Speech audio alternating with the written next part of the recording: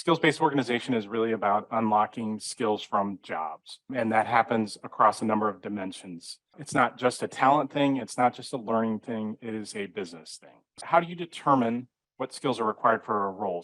At least for me, I found job descriptions are usually about 6 to 8 versions behind when the job was first Right. posted. So I tend to go into the field and observe people. I have kind of a little spreadsheet I built years ago that just kind of tracks what people do and how often they do it. So I have an idea of depth and breadth of the role and look at and it includes both the technical skills, but also the business behaviors that they use, the people they talk to, the people that they have to gain information from or materials from, or how they do it. And then I gather them together and I kind of put it out and say, what else do you folks do that I missed?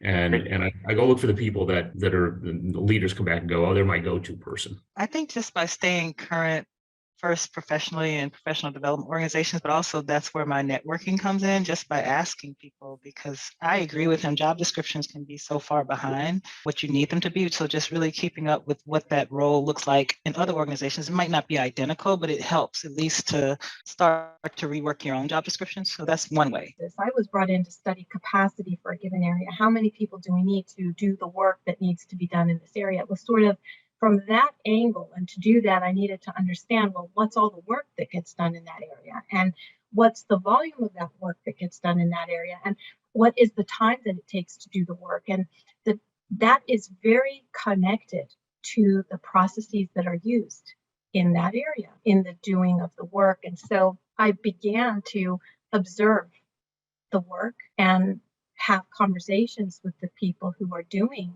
that work and asked them about the work. And through this process, I was able to observe the different skills that are being applied in their doing of the work. So in this example, once we have, the matrix of the skills connected to the actual work that gets done, then you can overlay on top of that who knows how to do what. And so this becomes pretty useful because we need to know who knows how to do what. And not just for its own sake, but for the sake of building up that really nimble and flexible and cross-trained employee population, really. Anybody see benefits with this approach? Where would you use something like this in your organization? I think there's huge benefits to this as far as like career progression and helping people to broaden their scope, or if you have skill sets that are required that maybe some are being sunsetted because things are being automated. And therefore you can identify those and transfer that skills. I think, Anne, you just asked the same question that I have.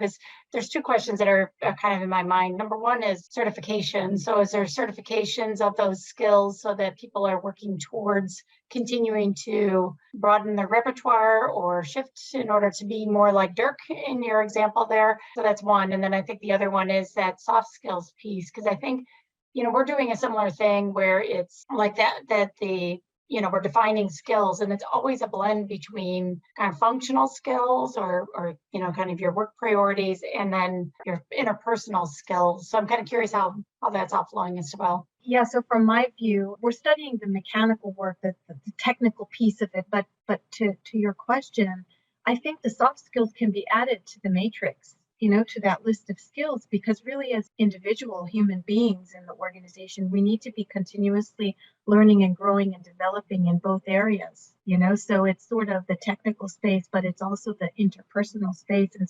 And so those skills, I would say, could be added to the matrix and not taken away from the